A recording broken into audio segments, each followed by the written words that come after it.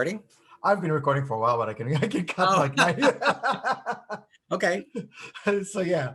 Um, First thing first, I'm Ron Zakai. This is littlegayguide, and today I'm going to be talking with Bannon. So how would we start from there? Race, tell us a little about yourself. First, hello. Hello. How are you?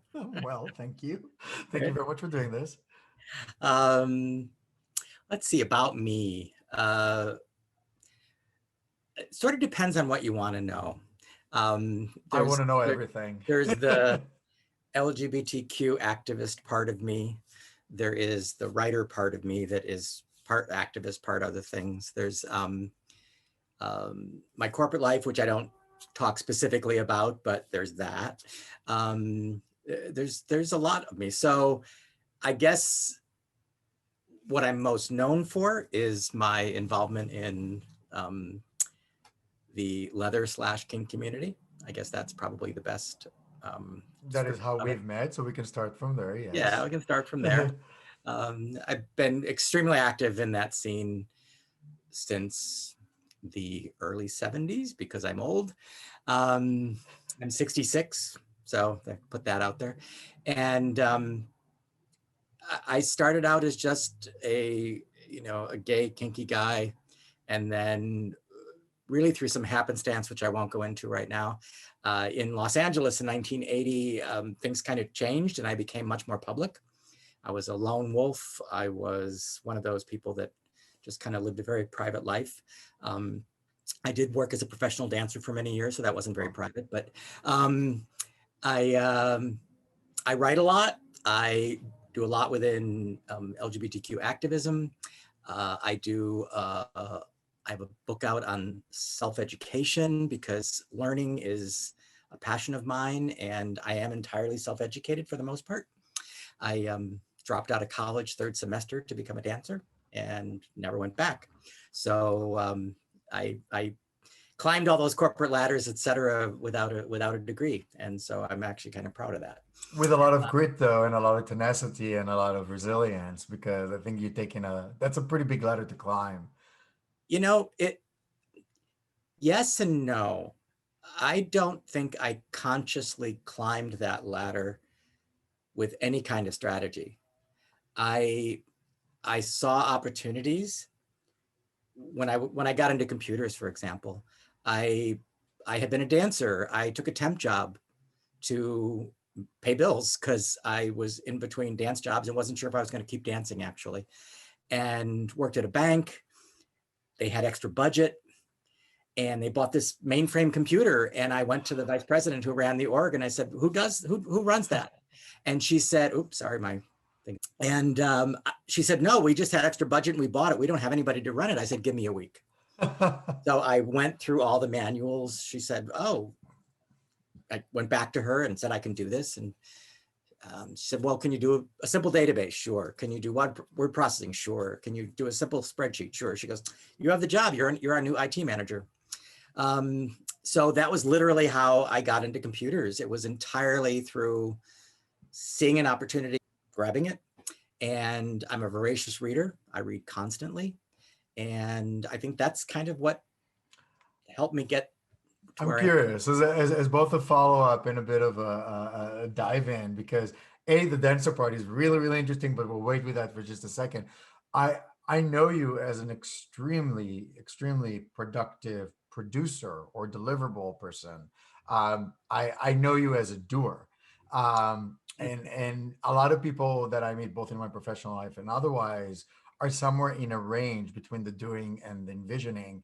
I think grabbing that, and I don't know how old you were when you picked up a mainframe, but that is doing, that is picking up something that life presented to you. Not many people do that. I had a father who I was an only child. Father very focused on me. He was an amazing man, a saint, and brilliant. 2 PhDs. I could go on. He's just Wow. a very smart man, and he stuck a book in my hand at a young age, and he said I could do whatever I wanted at a young age. He never dissuaded me from anything that I wanted to do, except having a dog. He never wanted me to have a dog. It's the only thing. The only thing he ever stopped for. I know it sounds strange. It does. It's very Yeah, specific for a no. but he always taught me, I could do whatever I want, and uh, I I really believe that it was that sort of grounding of you can do what you want. Don't let anybody stand in your way. Don't let them ever say no. That kind of made me do it. The other thing is that I'm a big believer. There's a big blogger. His name is Seth Godin, and he's very big in the marketing world and startup world, et cetera. And one of his concepts is nothing really matters unless you ship. Mm-hmm. And I never had those words, but whether it's my community activism and LGBTQ life, whether it's my work in the leather and kink world, whether it's my work in the polyamory world, whether it's software, whether it's self-education and learning, it it doesn't matter unless you produce something and send it out into the world. Yeah. And there's such a tendency to fall back on perfectionism, which is impossible. And so you never ship it. It's that novel I always wanted to write. Right. It's that article I always wanted to do. It's that business I always wanted to create, but it never happens. Oh. And so that's, for whatever reason, I adopted the concept of ship early. And so Fix that's later. so productive. Yeah, very interesting. So I'm really curious when it comes to the household because we've had many conversations during our relationship. It actually started from the leather side. I think Mr. Marcus introduced us to each other, but I'm Oh, not that might be entirely. true. Yeah. Yeah, ages when I had a wall, the pageantry of it all. But even back then, you struck me as a critically reasoned person that applies critically reasoned tools to almost everything. And even though we did not necessarily agree on certain things, like a good example is 2016, you and I, you're like, Oh, no, no, yeah. no, centrist. By the way, your proof point is in the pudding today. We're 2 days after the election, and centrism actually won by a landslide. Yeah. And in many ways, I'm like, oh, so voting more is not bluer, but yeah, we might, yeah, exactly. Yeah. Let's Let's cross our cross our fingers for fingers. all of it, for all It's of it. going on right now. So But the reality is, one of those main assertions back in 2016, the more people would vote, the bluer or the shades of blue will kind of come to the surface. It's been shattered. This reality now has shown that higher numbers of voters is actually more centric. But back to your coming up in your household, how did was religion a part of it, and then B, regardless of the answer to number one, how did your father or your household amplify the tool set called critical reasoning? Because I find it there. I find the origin story for most people's yeah. capabilities of question marks versus exclamation point to come from home. Yeah, I was raised an only child by an amazing father and a horrific mother. So let Oh, me put that. My birth mother was a horrific woman. So I'll just put that out there, abusive, et cetera. wow. And so my dad was the exact opposite. He was literally a saint walking on the planet. He was absolutely perfection in terms of being a father. I was raised Catholic, quite Catholic, 8 years of Catholic school, church every Sunday. A father who was so Catholic that he was actually in the seminary until 2 months before his vows, and he Whoa. left. So he was going to be a priest. Wow. And so my father decided, for whatever reason, he was never entirely forthcoming about his reason, but he left 2 months before his vows. And so I grew up in a very, very Catholic household, a very Catholic area, 8 years of Catholic school. I have abandoned all that, as you know, and I consider myself, if I have to attach a label to it, an atheist. But I did get a damn good education in Catholic school. I have to admit, my grammar school education was superb. And I had a father who, in spite of him he was a professor and then he ended up in corporate life, and he actually started one of the largest international taxation departments in the world. Um, Wow. had his clients were the Beatles and John Wayne and Ray Kroc of McDonald's. He actually would do like Ray Kroc of McDonald's personal tax The return. question of that, your passage towards to the public life, in a way, you already saw a person that was in a public position, or at least being of service to public figures. Did that play in your coming out? I mean, I'm not Yeah, necessarily connected to that, but I'm curious because you saw how that looked like, how fame or how a public persona looks like. I did. My dad was a very shy man and not public at all. He might have interacted with those people, but my dad was literally the wallflower at a party, reading a book in the corner. That was my father. He was not outgoing at all. And I was not outgoing. I copied him for years, and I was absolutely a loner introvert with very little social interaction. So that changed, obviously. I was about to say that is not the case anymore, and then No, some. no. But but I do think that that upbringing of my dad, um, I eschewed Catholicism. I in my I, we were in catechism class. I forget. I was maybe 7 years old, and I said to the There's a nun who class called Cataclysm. catechism Oh, in Catholicism, that's where you learn about your faith. It's okay, catechism. okay, okay. And the nun was teaching it. I think I was 7 years old. And at one point, I liked this nun. She was very nice to me. I'm one of those people who had really good luck with nuns. It was the lay teachers that were problems, but the nuns were great. And she said something, and I said, "Sister," and I can't remember her name, "why can't you be a priest?" Oof. And I remember the angst on her face. I could see inside her head, she was a little bit tortured about what she was about to say. And she said, "Because that's God's will." And I immediately responded with, "Well, that doesn't make any sense. You're just as, I mean, I was 7 and I already knew that this woman should be in the same place as the man that That was, equality plays a role and should yeah." play a role. So at that point, and from about 7 or 8 on, I went through the motions of Catholicism, didn't believe a bit of it. I went through the motions. I went every Sunday. I went to confession, gave him my bullshit sins, impure thoughts, blah, blah, blah. I'm a boy, of course, I have impure thoughts. Those are the best kind.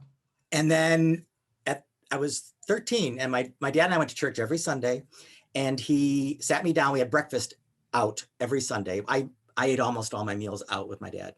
That's why I don't cook. I grew up not cooking. And he said, "Son, you're 13, you're a man. You get to decide if you want to keep going to church or not." This is my very religious father. Wow. And I said, "I don't think I want to." And he said, "Fine." That was it. That was the entire conversation. Wow. I never set foot inside a church again, except I think I went to a couple weddings, but yeah, I just completely abandoned Catholicism, cold turkey, and couldn't have been happier. But I was given that option by a very worldly father who understood that faith is a personal thing. Interesting. So yeah, he was. On that exact thought process. So when you say horrific mother, very, very, very encouraging, empowering, almost always superbly empowering father, and then your internal relationship with religion. I won't go to the third one. When you go to the label atheism, why atheism versus agnosticism? Why the I don't know versus nothing is there? Or um, I I don't think there's anything wrong with the label agnostic. It feels like an equivocation to me personally. fair. And so I adopt the word atheist because functionally I am. I think of the world in very science-based, practical, fact-based to the best extent I can. Yes. Um, and a higher power of God, of any kind of Yes. God, just doesn't come into the equation. Right.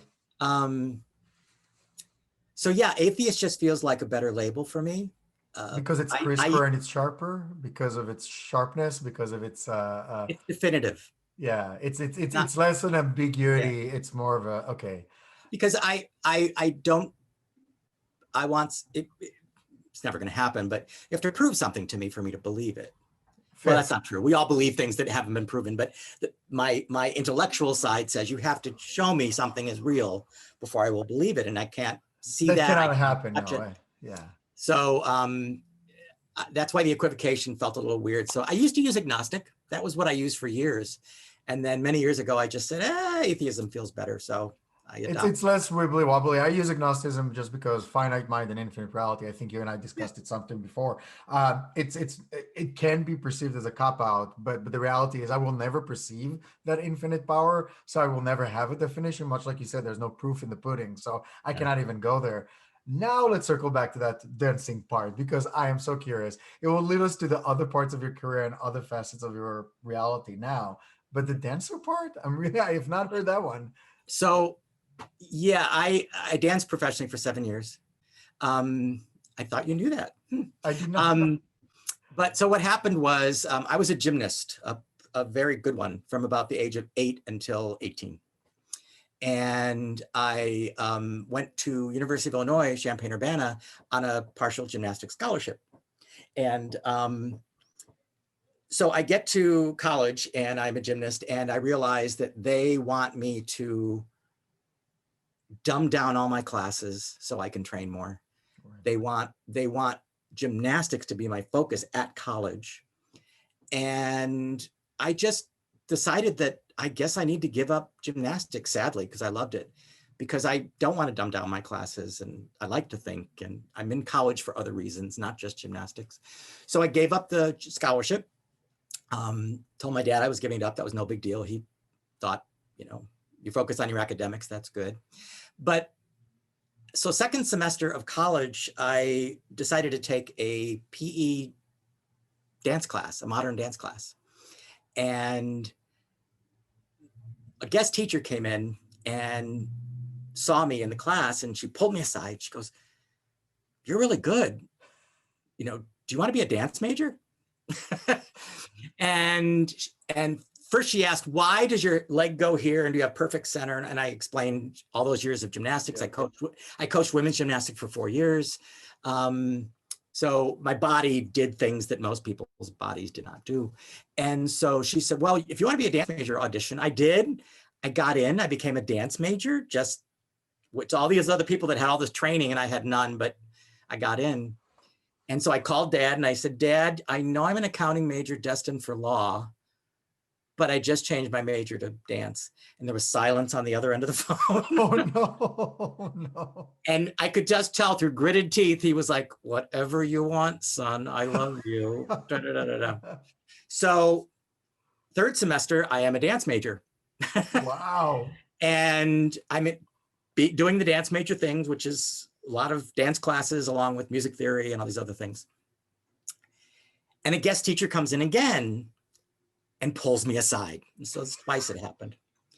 And she said, "You're pretty good. Do you want to dance professionally?" And I said, "Sure, I think that would be fun." She goes, and she very quietly said, "Get out of college now." And I went, "What?" She goes, you're a man, so you could do it. If I said a woman, you'd be done. If you were a woman, you have no chance, but you're a man and there's fewer of you in the industry, and I think you could make it. But if you stay another 2.5, 3 years in college, you're going to be too old and you will not have a career. Wow. And so I took her advice and I left college the next week and moved back up to Chicago, which is the area I'm from, and studied my ass off with 3-4 classes a day. Whoa. And, I hardcore ballet, modern jazz. Eventually started to audition, got roles, did things. And so I danced professionally off and on for 7 years. Bartend a little bit in between. I have water, hold on. And that's part of my other life, is I always bartended in gay bars. For an introvert and in many ways as a voracious learner as you are, you've combined different facets of your life early on, it seems. Like the gay bartending and the dancing and then the studying and so all of those separate, at least on the surface, the separate facets of you were always at least to partial degree there. They were. And I got into theater at my last year of high school, and I got the lead role right out of the gate in our we had a big school, 5,500 students at a high school. It was a big school. And so it was Shakespeare. I was playing Sebastian in Twelfth Night.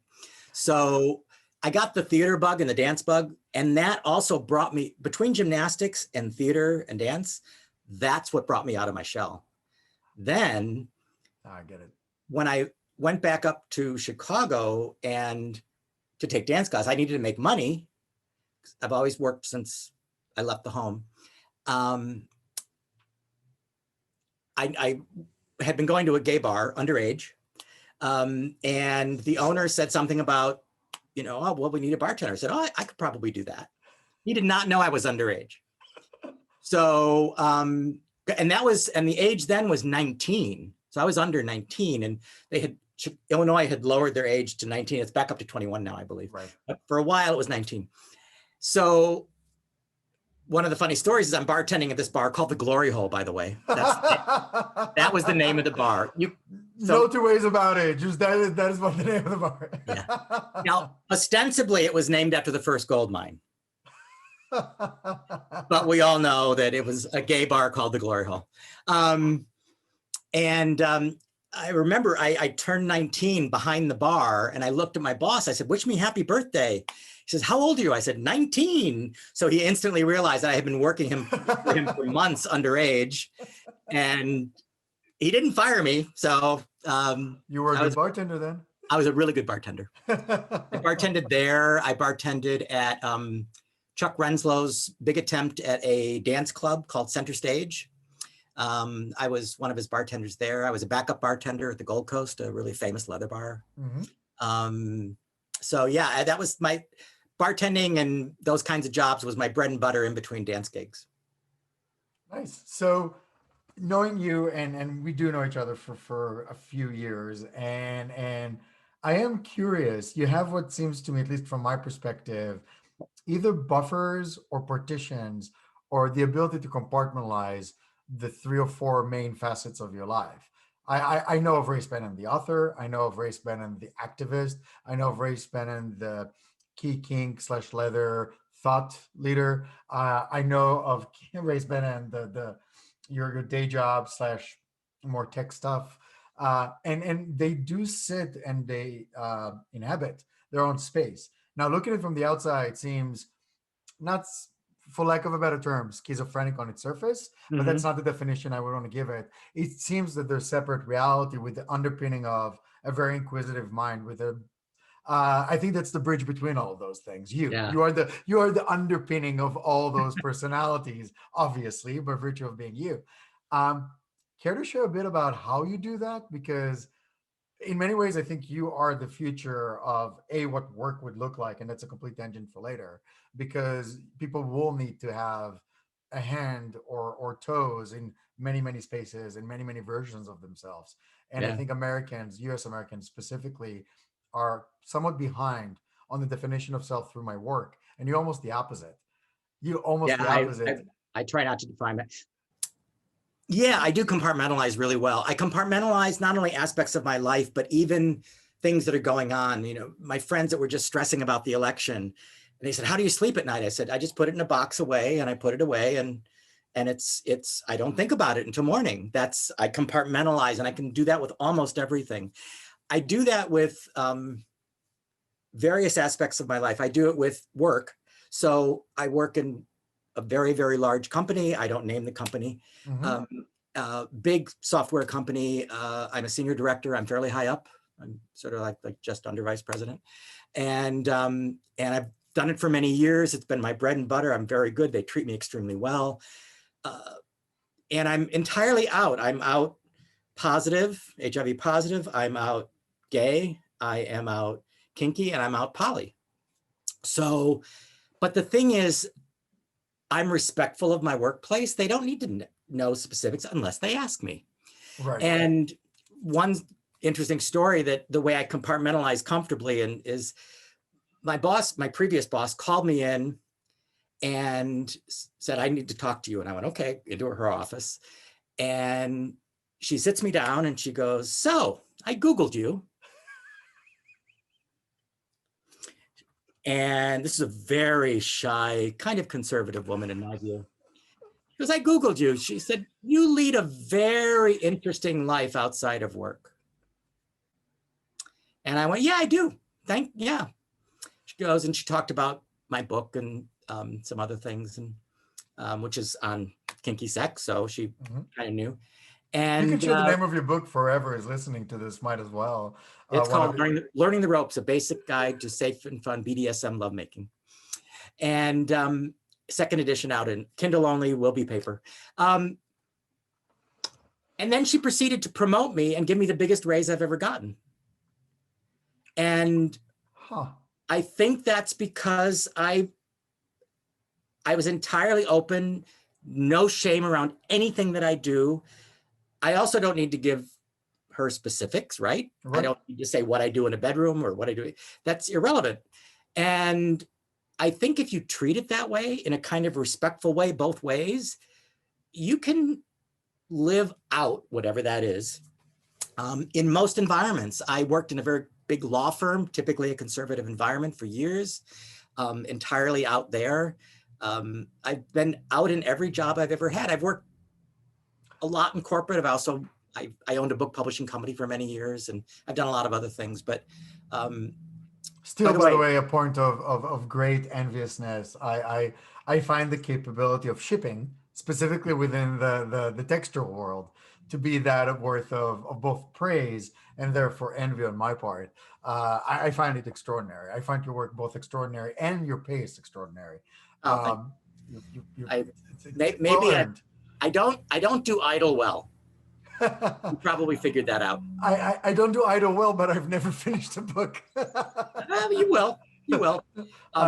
On the same question of coming out, I'm really curious because in my own personal life, this idea of coming out poly, in my case, it's polyfidelity. Not that it really matters in a sense. Throuple is a throuple, and it does open or raises eyebrows. By the way, more for the gay world than it is in the straight world, and we touched on that in a different conversation, you and I. It's fun. It is amazing how we are the self-circular firing squad, much like the Democrats, and yet the straight was like, oh, more love, we got this. But back to that question, where within the poly conversation, within coming out poly, within knowing that can I discuss a relationship, or at least the structure of being more than one partner? By the way, you may have never had a dog, but you've had puppies. That's true. I kind of have one actually, but just for the record, just complete side note. I kind of have one. Yeah. Well, then just how was it to coming out poly, and if anything, on any level, in any space, where was the most friction, or how did you feel about that? Because I'm curious, my life now and the reflection within your life. So I've been highly sexual and non-monogamous since day one. I've never been monogamous. I knew from the time I was actively gay, like seeking out gay bars, etc. at 16. So, and I was actively sexual. Kindred spirit. Yeah. Kindred spirit. Go on. And I was actively sexual at a very, very young age, with boys my own age. I went for the older guys, just for the record, but go on. I did too. You know what I used to do? This is terrible. But when I was younger, I would go into the newspaper and I would look at the apartment for rent roommate wanted section. And I, even at the age of 16, figured out the code of what it was that they wanted a gay roommate. They couldn't say that. Right. We're talking, a long time ago. And so I figured out the code, and I got 16, I got a car. I was kind of a spoiled child in terms of material possession. I had a different car every year, 16, 17, 18. Wow. Yeah, I was spoiled. So I copped to that. I think mentally too, because considering your father was such a driver in learning and doing more, your circumstances of that of reach for more, but please keep going. Yeah. Oh no, but so what I would do is I would figure out this code, call them up and say, I might want to be your roommate. And I would go there knowing they were gay and looking for a roommate. And I ended up having sex with every single one of them. And I was a very aggressive, and I had facial hair. I looked way older than I was. So I bottom line is I've always been very, very sexual. Even when I had my first relationship, full-fledged relationship at 17, and we were together 14 years. So wow. Mine was 4 years at 17. Mine was Oh, cool. my first one was 4 year at 17, but go on. I love it. So, but I knew out of the gate, I did not want to be monogamous. And so luckily, all my friends early and my first partner also agreed with that. Interestingly, my first partner had come out of the seminary too. He had just left the seminary about a month before I met him. To connect two dots real quick, just because there is something that seems to be connected, because you were kind of hinting on it, at least in your tone. When your father left the seminary, there was a little bit of gravitas to the I don't know why. Do you think something in relation to gayness or gay awareness, or not necessarily the binary of gay versus Yeah, not, but no. no? In my dad's case, if those tendencies were there, they were highly repressed and never acknowledged, and I don't even think they would be to him. Um, no, I think he left for other reasons. He just never quite said what those were. Fair. My first partner did leave because of being gay. And interestingly for him, he left the seminary not just because he was gay, but because of the church's hypocrisy and the Huh. fact that all the guys at the seminary were having sex all the fucking time. And he said it was just everywhere, all the time, gay sex everywhere. And the hypocrisy that they would then have to sort of pretend that they weren't doing that and Or live. that it's a sin for others, but for Yeah. them it's okay. Or the expression externally speaking is "How dare you?" But then again, their Mhm. practices indoors are doing it, which is So, so anyway, I've always been non-monogamous from day one. It doesn't fit for me. I can't imagine it. Just doesn't fit. And the offshoot of that was that I always had play buddies. mhm. And at some point, I realized that many of these play buddies were more than buddies. And I happen to believe that love takes many forms, Mhm. relationships take many forms. And the people that I was playing with, I was really, really, really close to in many instances. And I had to finally kind of acknowledge that they were beyond just sex buddies. They were not And, transactional. They were not transient. There was yeah. something deeper. By the way, it's to bridge and please your thoughts on this. I When I have this conversation with straight people, my analogy is often family. Like your heart expands the more you expand your family. The children you have, the your cousins, your aunts, whatever, whoever you're close to, be chosen family, otherwise, your heart expands. So the Mhm. idea of polyamory is not that foreign once you kind of dress it up in the idea of a family. It's really not. Like our throuple is, it's not even 5% sex. It's 95% home and Yeah. household chores and day-to-day life and the chagrin of mundane recursiveness. And that's where the relationship really is. Back to the poly question, where was the thing or the place that had the hardest time with it for you, externally Okay. speaking? Hmm. I've never had lots of pushback from heterosexuals, interestingly. The It's usually gays come list. from other gay men. It's never come from anybody that I'm very close to, but I have had men in my social circles, imply, oh, you can't make up your mind. Oh, you don't believe in true love. Um, oh, cheating is just a way of life for you. I could go through the litany of things that you hear. Yeah. I don't hear it nearly as much today, and I also live in San Francisco, so Our circumstances in our city are very much yeah, akin and aware.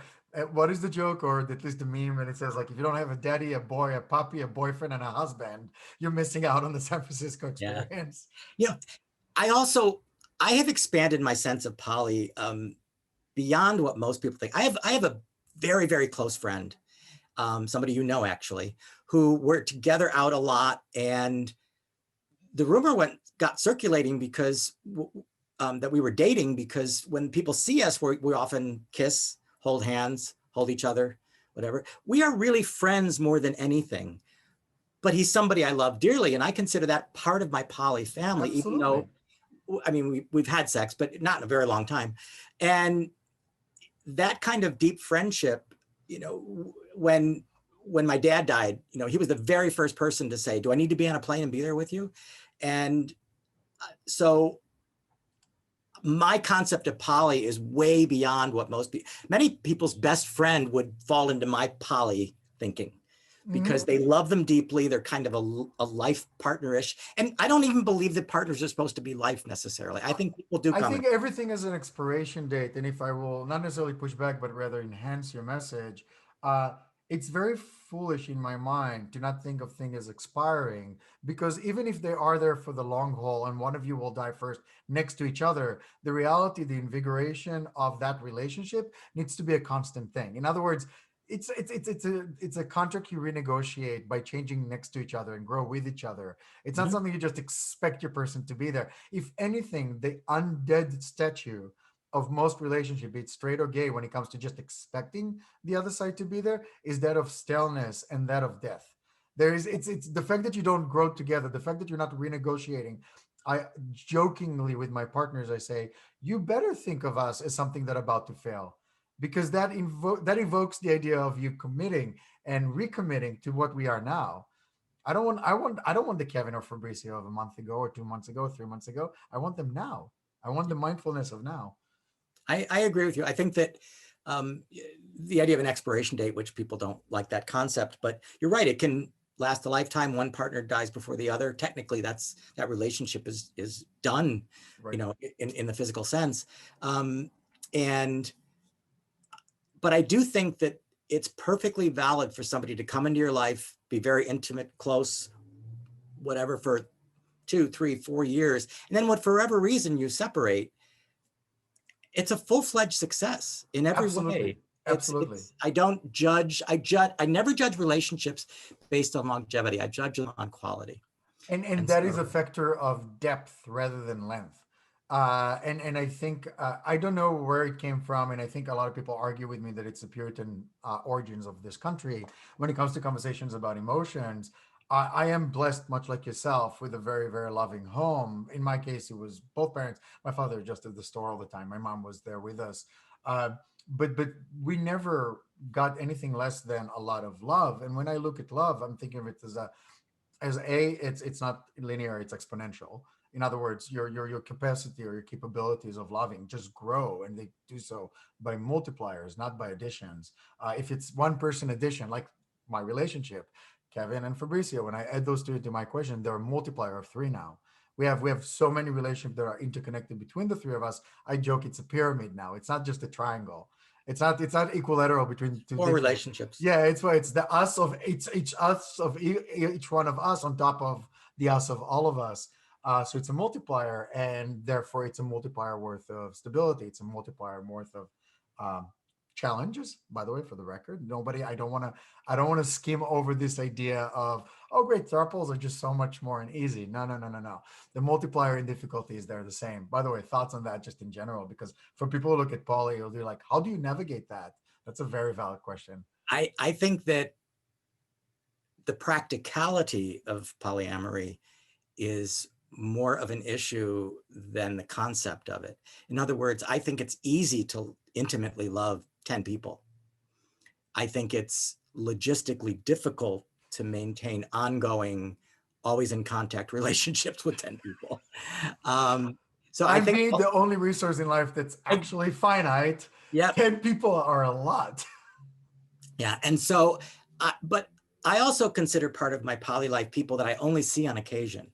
So a good example is I have one play buddy friend who we absolutely love each other. We've been playing for over 20 years, lives here in San Francisco, has his own partner, and of longer than that, who actually was my original play buddy. Then we had a three-way, and then it's a long story. And we only get together every few months.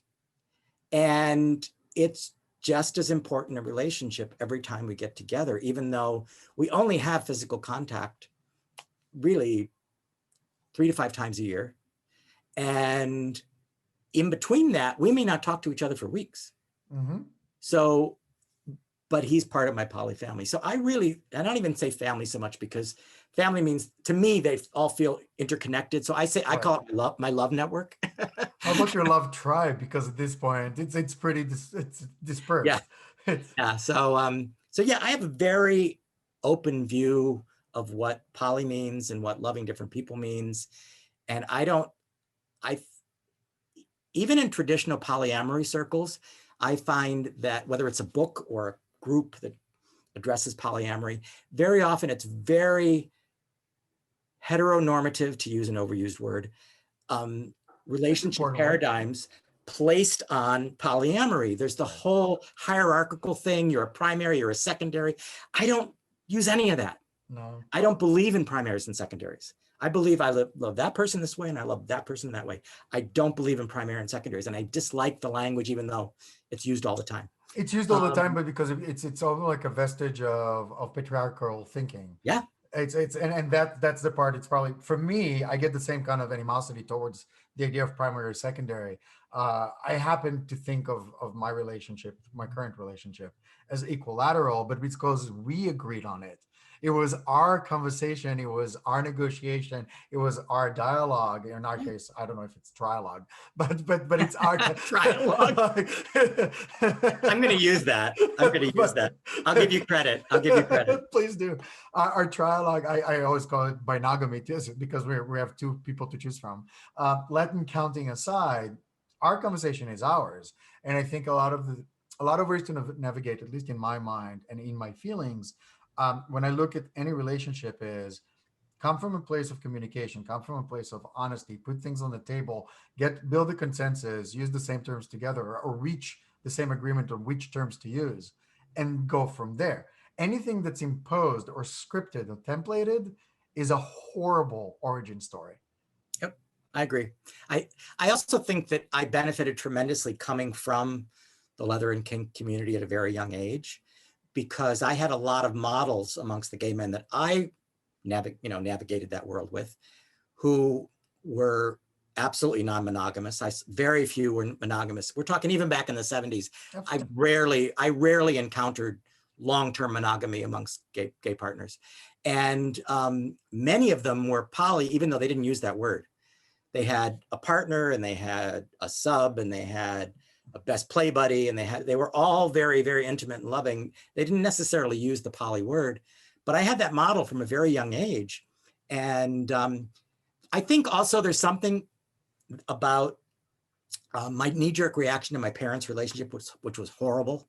Mm-hmm. I lived in a screaming household. Whenever they were in the same room, they screamed. It was awful. Is that a part of your what seems to be a very calm interior? Because you're very, I've seen you conflict resolve before. Marcus and I went on, Sir Marcus, and I went on diatribes and fights and shouting matches. You are a calm presence, even in a face of conflict. Is that where it comes from? Yes, for a couple of things. Number one, I think it's a better strategy. So I think that calm tends to win the day. I lose. But I mean, I just think it's a better strategy typically. The other thing is that I had a screaming mother. I had a very abusive mother. Long story short, the reason that they divorced is my dad came home one day, witnessed the abuse, said, "How long has this been going on?" "All my life." He divorced her the next day. Whoa. So yeah, so that's that story. So I had and she was mentally ill. I'm sure of that. So I try not to place blame, but there was no love lost at all. So, but I had a screaming mother who would literally scream in my face almost every day of my life until they got divorced. So anybody who screams at me, I shut down. I just stop. There are times I scream back, don't get me wrong, it happens. I've got a fuse on rare occasion, but for the most part, I shut down. I do not respond to screaming at all.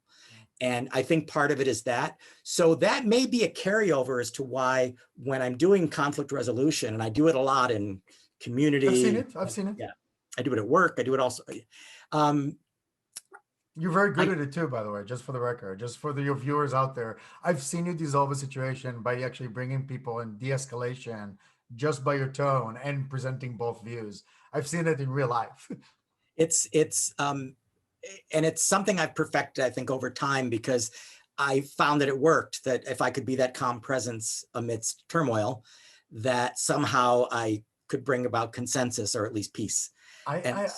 Curiosity, just it's going to be tangential and I apologize, but there are several things that are clicking for me.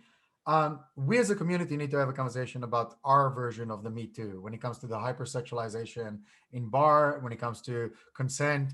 And I want to touch something because polyamory was in many ways already acted, played out, and experienced by a lot of our leather brethren, our leather tribe.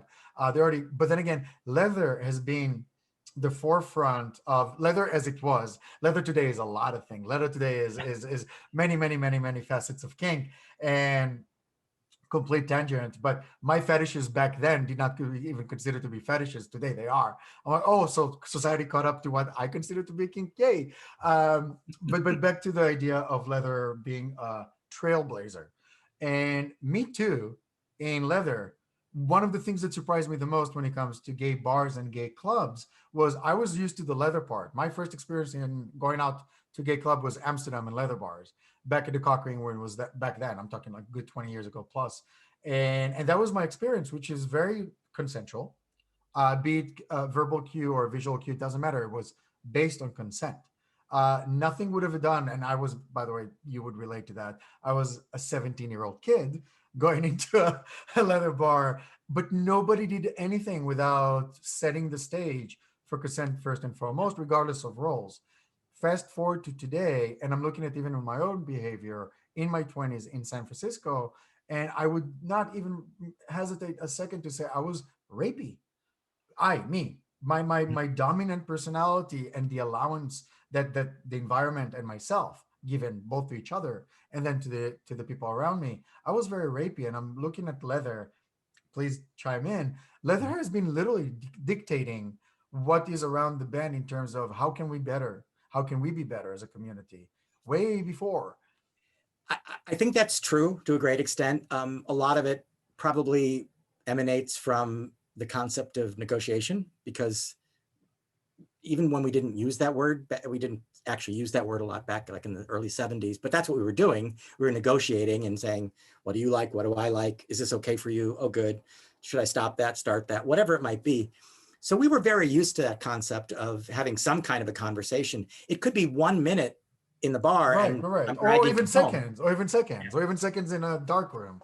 But I do think that there's a few factors going on today. First of all, we're simply more aware of non-consent, and that's a good thing. We should be aware when consent violations happen. We also are in an environment, let's say the LGBTQ, and let's say the leather bar, for example.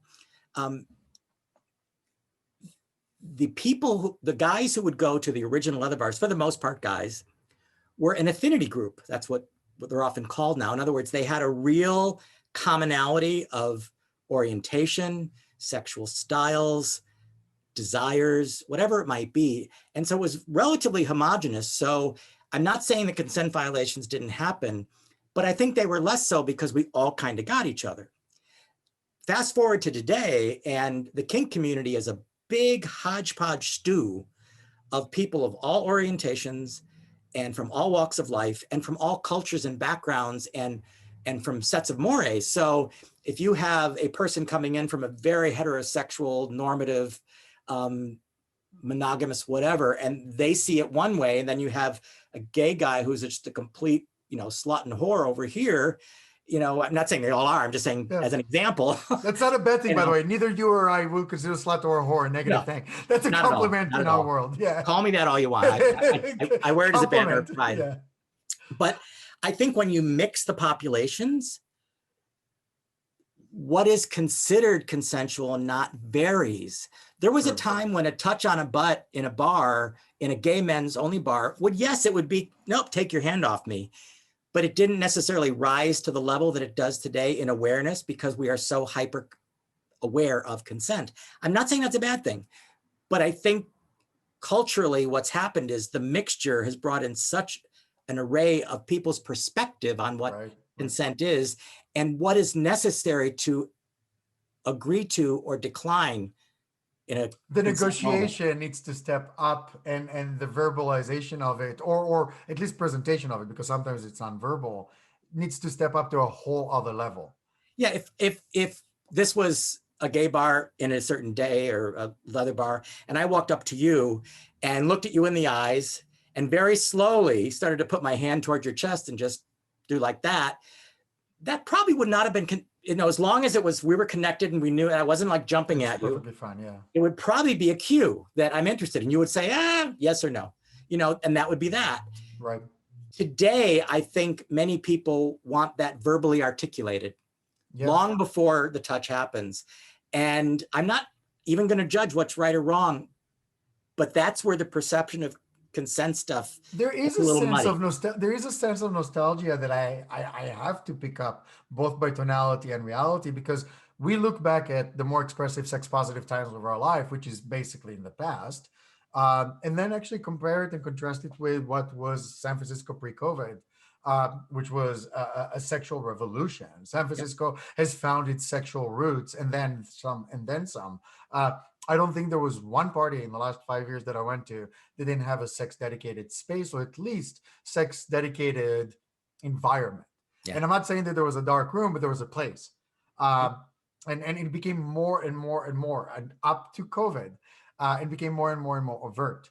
I think post COVID, with all the pent up 7+8 months of worth of us not having each other, we will get to a point of boiling over. I think the reverse of this, it will be crazy. It's going to be, it will be crazy. Balls to the walls, literally, figuratively, and otherwise. This is just going to be. But back to the idea of there is a sense of the loss, at least in terms of art. The way I see it, I don't know if I ever gave you that analogy, and I often share it, which is when I walk into a bar, I have an overlay in my head, and it's not a joke, it's just the way it is, because I've been training for the SPCA for 4 years as a volunteer. All I see is a room full of dogs. I really do. I see a dog park, and I'm like, who marked whom, and who's connected to whom, and who's playing with whom, and who's sniffing whom, and who can work with whom, and who's work well in a group, and who doesn't. That's just what I see. It's not necessarily I see them as dog. I just see those relational, dotted line, straight line. You know HR. So that overlay is there for me. But then if you take what you just said, which is a person cannot come to another person and touch and just stare at them one to one, it goes here, but then there's the verbalization. Something is somewhat lost. Yeah. I think that's why some groups, and I'm going to point out gay men in particular, because I think they're the most vocal about missing gay male only spaces, that especially gay male only sexual spaces. There was a de facto, when you walked in the door of certain places, of realizing you were throwing yourself into a sex pit of sorts. Mm-hmm. Whether it was overt or it was flirty, one way or the other, it was that. And there was kind of an acknowledgement when you walk in, that's what it's going to be. Certainly when you walk into a true sex space, and if somebody were to touch you, you would typically not, you would maybe remove their hand if you weren't interested, but that was about as far as the violation went. Right. And I really don't think that we're that far off today in terms of applying what we knew then to the current situation, because yes, I think many of us are more aware that we should verbalize with certain people that we're going to be with before we attempt any kind of approach. But I don't think it's that far. I think the vast majority of people get that concept. They do. And so I don't, this concept of there's rabid consent violations all over the place, which if you're on social media, sometimes you that's what you believe is happening. They happen. Absolutely. I can give you our examples in dance clubs. There are more often cases in people just reaching out without checking. Yeah. Inebriation with, well, then again, inebriation plays a really large role in that too. But let's shelf that and compartmentalize the idea of inebriated. And I can honestly say that 7 out of 10 interactions are non-consensual around us. Yeah. 7 out of 10. And I tell people, like young gay men that go to their first gay circuit party, where a lot of the guys are going to be maybe a little enhanced, and probably with their shirts off, if not more, and dancing, and they're very touchy-feely, lovey, and that's where it comes from for most people. And if that is not a kind of environment that you're comfortable at, you should probably not go to those kinds of events. Those events are not going to change. Right. But you don't have to change either. Oh no, no. But, but We know how to say no without feeling bad about it. By the way, I yeah, will not lose. I miss oh, the dance floor so much, but yeah, that's a different story. Go yeah. on. I meant the you in the terms of the other person, but Oh, yeah. of course, yeah. But so I don't think they're right for everybody, because there are some people who simply are not that comfortable with that much closeness. And you get on one of those dance floors, everybody with their shirts off, sweating, it's close. And so I think you have to judge consent based on the environment, Absolutely. and be willing to have that conversation about, if somebody says, oh, that really bothers me. Oh, okay, sorry, I won't do that again. And the thing that I really don't like is when there is a, let's call it a minor consent violation that is blown out of proportion. Right. That bothers me, because there's no dialogue then. The person who supposedly did the consent violation learns nothing, because you've responded with this incredible reaction. The person who feels violated feels more violated, because they've gotten, rather than, oh, you know what, that wasn't good for me, and would you do this next time, and just ask me, oh, okay, sure. Oh, That's all it takes sometimes. yeah. And you got to educate people in the moment. If you overreact, no education takes place. Right. And sometimes education simply means I know how that person feels. Another person could feel differently. If I'm in a bar and somebody wants to come up and touch my butt, I'm really okay with that. I'll tell you no if I don't want that. I'll probably be flattered, but that's me, and that's not everybody. So And then I the think we do have to benchmarking you're interact. presenting is your level of comfort with your own sexuality in many ways plays out as this is a non-consensual element. This is Yeah. consensual. I am in a sexual environment. This is a bar. This is my home, being gay men, and this is one way of expressing my sexuality. And Yeah, everybody has a right to their own level of consent comfort. And so I think that's important too. There are people who require a very, very high level, literally 20 minutes of talking before we even ever touch. And that's okay. They're allowed to do that. of course. I think we do have to understand that apart from egregious violations, which, there are some, They absolutely. exist. We have to be comfortable with those various levels of understanding what consent is individually, and be allowed to educate ourselves what somebody else is comfortable with, and vice versa. I So agree. I agree. You were talking about male only spaces versus not, and a lot of people like the yearning towards those because in many ways different sexual expression, different gender expression in male only places, when they start mingling, there's a backlog, there is a history, there is a charge that comes with those different expressions, be it by gender orientation or both. uh, where are we when it comes to male only places? Because I think we have very little left, even post COVID. And I know it's going to be balls to the wall crazy. There's just zero doubt in my mind. We're going to all go crazy, both on our dance floor and otherwise. I actually did want to touch. Actually, no, let's go to the male only places. Let's. so we just, I'm part of the San Francisco Bay Area Queer Nightlife Fund. I'm on the steering committee, and we just did a moderated community discussion on inclusion. And one of the wonderful things that I think came out of that discussion, and if you go to our website, sfqueernightlife.fund.org, You can say it again, please. sfqueernightlife.fund.org, um, we report on it. And one of the things that came out of it was that we need to get better at inclusiveness generally, while at the same time understanding that affinity groups need to exist too. Right. So there's a time and a place for everybody to get together, everybody of every orientation, gender, race, cultural background, whatever it might be. There is a time and a place for everybody to merge and to accept and acknowledge that need to include. And we need to be better at that. We need to include disabled people who can't go down a flight of stairs because the dance party is downstairs. And we need to have people at the door that don't judge somebody by the color of their skin when they walk in the door and treat them any differently than somebody else who walks in the door. And I could go on. But I do think that there's this need for affinity spaces. And I'll give an example. Many years ago, I was back east, and there was a heterosexual BDSM play club that was very popular. And one of the leaders of that club came up to me privately at an event, took me to a corner and said, we have a dilemma.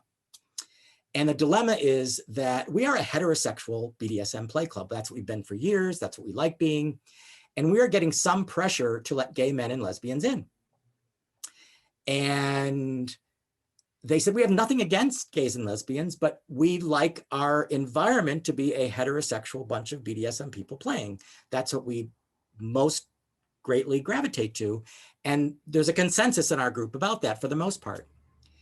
And I told them, stick to your guns, stay what you want to be. You're not disrespecting somebody because you want to have your own affinity group of heterosexual BDSM Right. players. Right. You're not actively keeping people out for There's any no other reason than, exclusion. There's an inclusion within the affinity group, which is a very different thing to say. right. And there are other, we all know there's a gazillion events now where men, women, and non-gender specific can go and mix in everything from social to play environments. And there's plenty of those, and those are important too. But I think it's important for people to have their own space. Gay men, or men who have sex with men, to use a more common term sometimes, but gay men who are gay identified really do think and operate and function with each other differently. Yes. Consequently, when we are in our own space and we are not wondering if we are being looked at, if we are being judged, if we are part of a zoo to look at the gay guys. Oh no, If no. we, We Palm Springs. Real side note: when it was the hunters or one of the bars got taken over by the bridal showers, that Mhm. was just the end of. We felt collectively as they took over the bar. This is not our space. And by the way, for the record, I did not feel safe, regardless of the fact that it was female, regardless of the fact that it was just a bridal shower. I felt like I was performative art for something that took all the sexuality out of a bar. Yeah. Please go on. And I think for something like a bridal shower to go to a gay men's bar, typically a gay men's bar, there is this absolutely kind of now you're on display feeling. But yet I could have another woman walk in the bar that I know is totally cool and be fine with it. It really does depend on context. Absolutely. So, Absolutely. we all know the women that have been in our bars for years and we're entirely comfortable with them and we dance with them and we have fun with them and We can whatever. play next to them. We can play next to them. We can do whatever we want because they get us. Mm-hmm. And so it's really about context and intent. And so if a bridal shower goes into a gay bar, to me, that just feels like we're going to go to someplace different.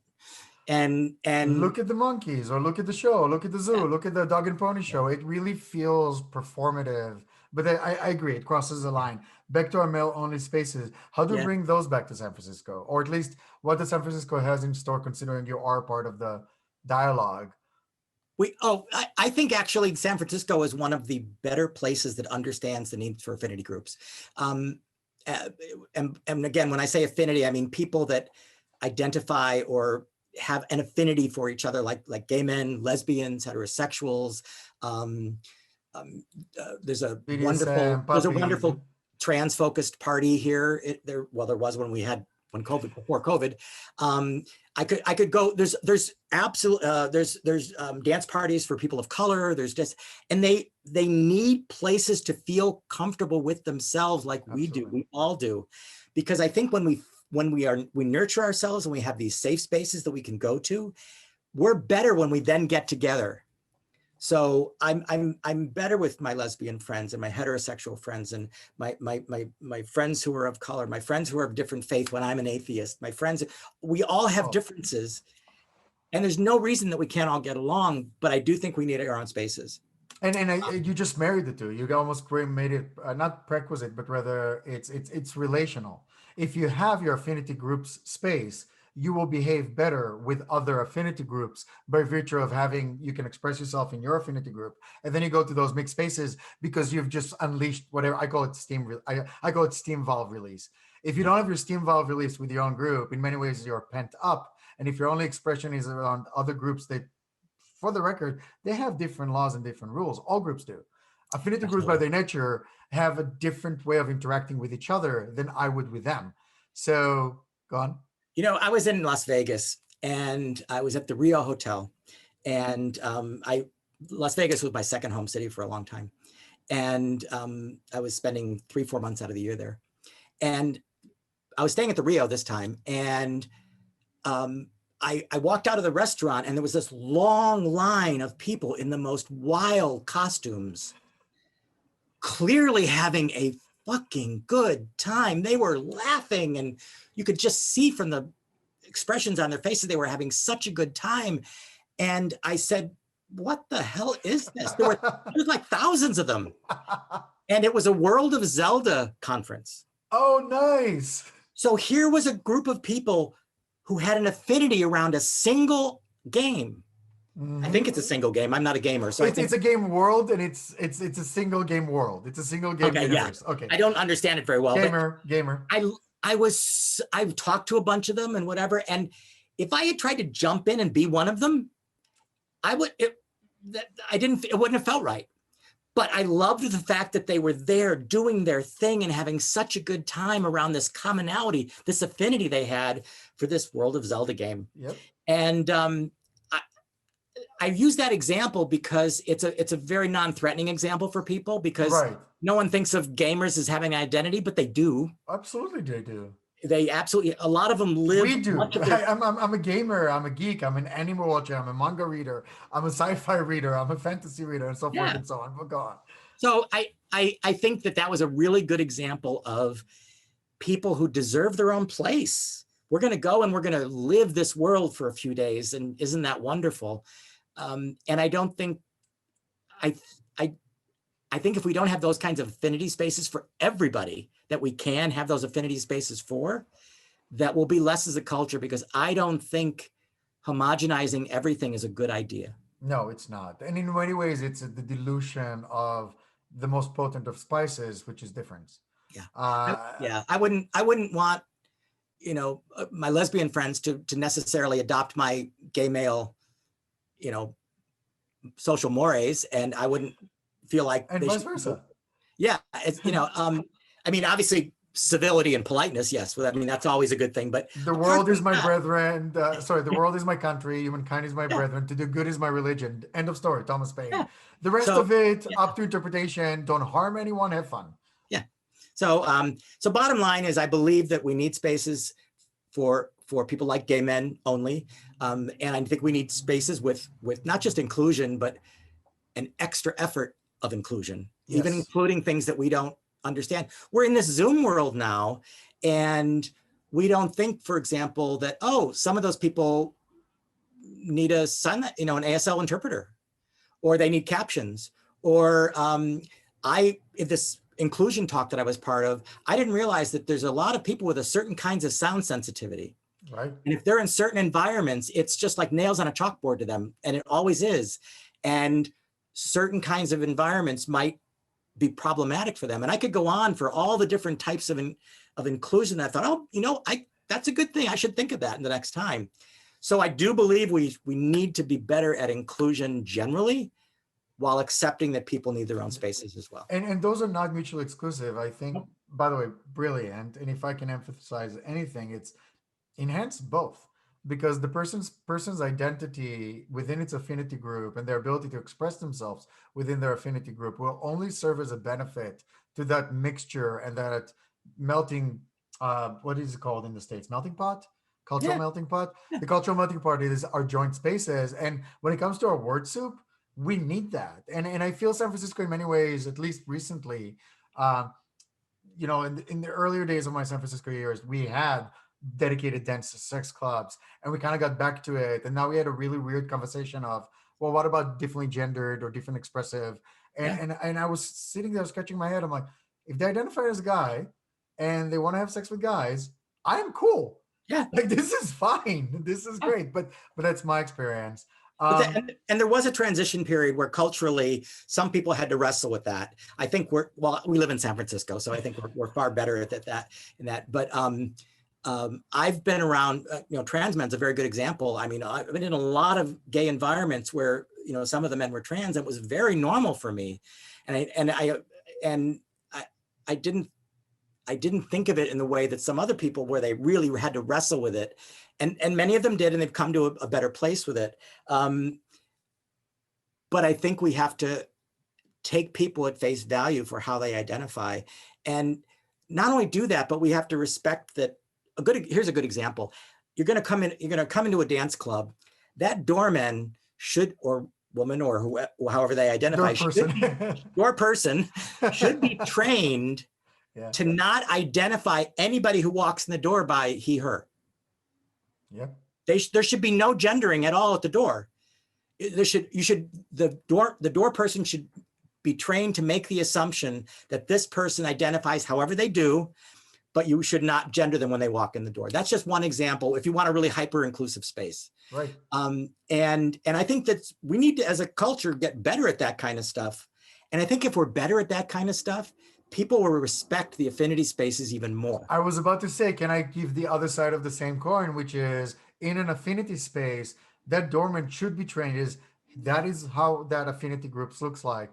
This is how that affinity groups, a good example is the leather bars of yesteryears.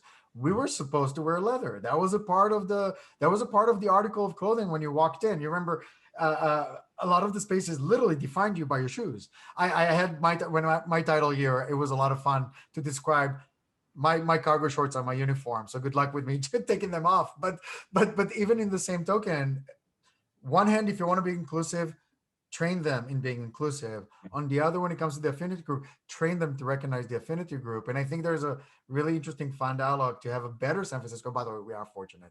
We live in a city that's light years ahead of this conversation, but we can share it. We can share the conversation. And you can take the affinity too far. A good example was there was a leather bar that shall remain nameless. It's no longer around. The owner had a door person, and the door person wouldn't let a very, very well-known leather guy in because he had brown boots on. And this is a very well-known leather person who shall remain nameless. And finally, someone came out from the bar and said, do you know who the fuck this is? No, they're coming in the bar. But you can take that kind of that gatekeeping a little too far. Yes. And what's interesting about leather bars, since you mentioned it, back when I walked into my first leather bar in 1972, which was the Gold Coast, so I kind of went right for the big kahuna right away. I won't blame you. Go on. Most of the guys weren't in leather. Right. They were in, right? Remember, they used to call them leather Levi bars. Yeah. They didn't call them leather bars. Yeah. If you looked at like in the Dameron's Guide or whatever they did back then to list a bar, they would call it leather Levi. They never called it leather because Levi, cowboyish, butch, for lack of a better term. White tank top, a white t-shirt. That was my Amsterdam. Yeah. Jeans, boots, maybe a little grungy. That was just as acceptable as the guys that were in full cow. And full cow wasn't as prevalent then. Full cow became more prevalent later. So it's fascinating that, in my opinion, based on my experience, the gatekeeping around full cow, full leather, was a later thing. It was not an origin thing around leather. Leather was a lot more accepting. As long as you fit into the general aesthetic of the crowd, you're probably okay. Yeah. As long as you were hyper masculine and it showed and that fact that, yes. There was, and I'm not saying it was right or wrong, but there was gatekeeping around masculinity. Absolutely. And I think we've changed around that. With that said, you walk into a leather bar in San Francisco or Chicago, and probably the second or third topic was, what are you cooking? What's your recipe? And in San Francisco, it was fascinating. Opera. Wow. All the leathermen that I bumped into were into opera. And there was a time when the San Francisco Opera would have a night where I'm exaggerating, but a huge chunk of the audience was dressed in full leather at the opera. That was like a thing. And so, it was not quite the purely hey environment that we sometimes even the pure hey environment in my environment is always a joke because we all girl it up. We all quote the Golden Girls. We all say, hey girl, hey. We have evolved from this hyper masculinity, man fuck man type mentality. Quick closing thoughts. We've been through COVID in the last 7 months, 8 months. I actually want to dive into your name, but we'll do it next time. I will have, if your time allows, one day we'll have another conversation, please. Okay. Thinking of COVID, thinking of gay men, thinking of sexuality. I know it's a big topic. We're not going to cover it in 5 or 10 minutes, but I'm curious, what are your thoughts when it comes to how we're navigating the now? How we navigating Mm. this in between time that is becoming complicated? Our answers are, at least what I'm seeing around me, people go anywhere between complete carelessness, which is one end of the pendulum swing, and the other side is no one, which is the other end of the pendulum swing. What Which I'm is me, seeing, by the way. you just you Which is me, okay? by the way. Yeah, I have, um, um, long story, but the last time I had sex was February 21st. Well, So I am one of those people that chose, um, that route. Um, and that's not easy for somebody who's as hypersexual as I am. So, um, but I think people are doing it in different ways. I've been asked into pods all the time. yes. And my problem is that I have such a wide social circle that if I join a pod, it negates me being anywhere near this other pod. And it's a whole thing. For So those who don't know, by the way, a pod is a group of people you're go yeah, ahead, yeah, you're kind of, pre-agrees. yeah, you feel comfortable being with from a COVID standpoint that you're all taking enough precautions and in some cases testing to Right. make sure that, you're all good.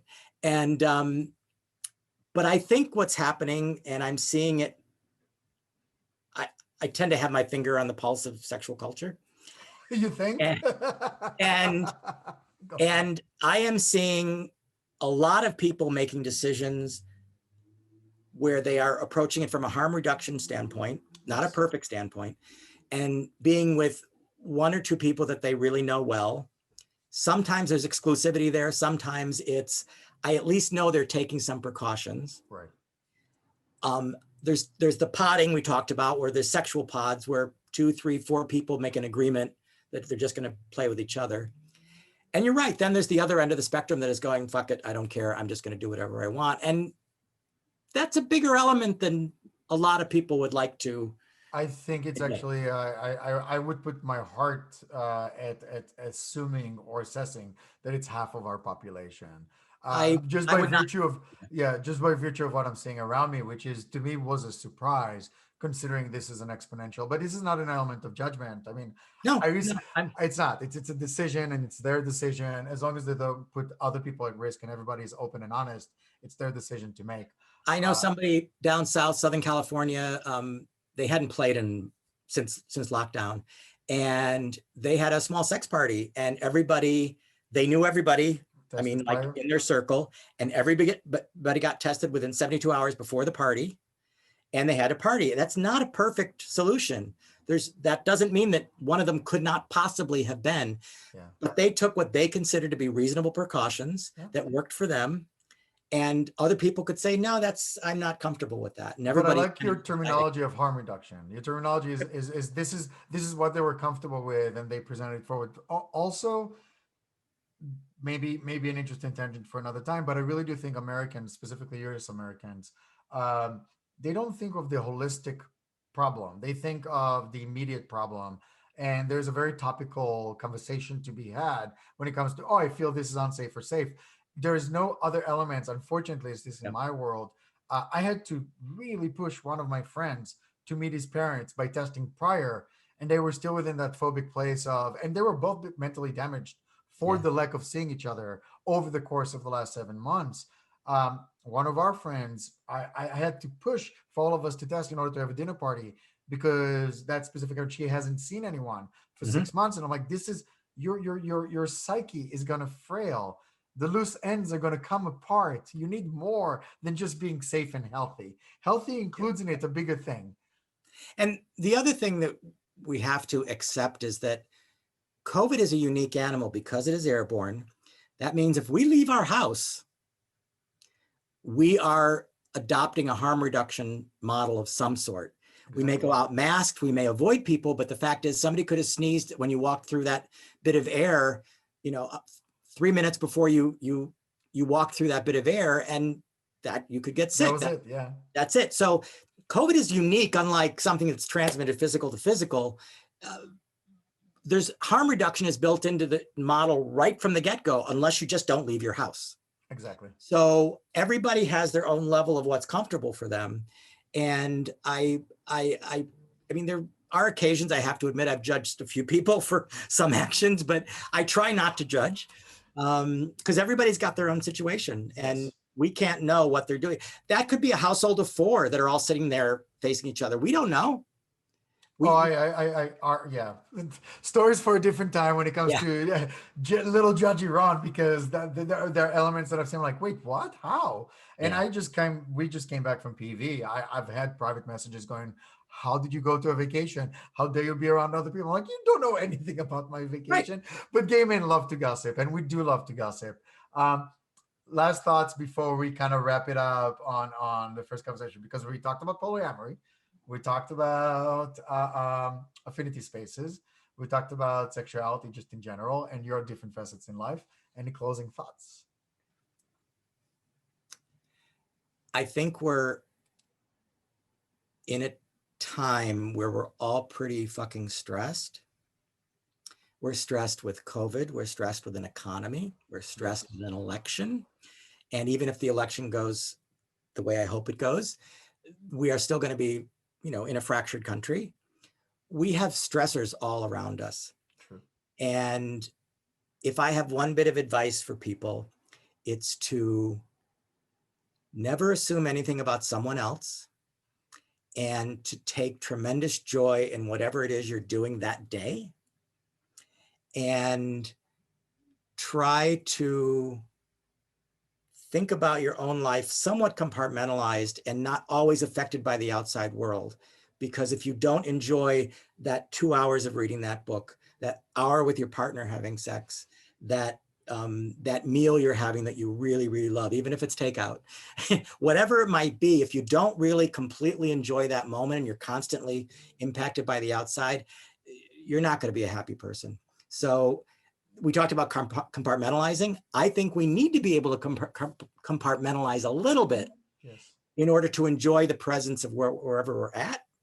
And I guess the last thing is accept yourself and everyone around you in whatever they present. And if they say they're a certain way, as Maya Angelou said, Listen to them. listen to them. Like, I think it's an Maya Angelou quote, when they tell you who they are, believe them the first time. Yes. Um, but believe them, whether that's how they function in the world, how they're dealing with COVID, how they identify, where they like to socialize, what kind of sex they like to have, what relationship they're hoping for, whatever it might be. Yeah. Thank So, you. So, Race, thank you for so very much. This has been a tremendous joy talking with you. Um, Thank you for your time. Um, I guess we'll end on this note. Be yourself, be kind to other, accept them for who they tell you they are. I love that. It has been a tremendous joy. Thank you, Race Bannon. I'm Ron Zakai. This has been Little Gay Guide.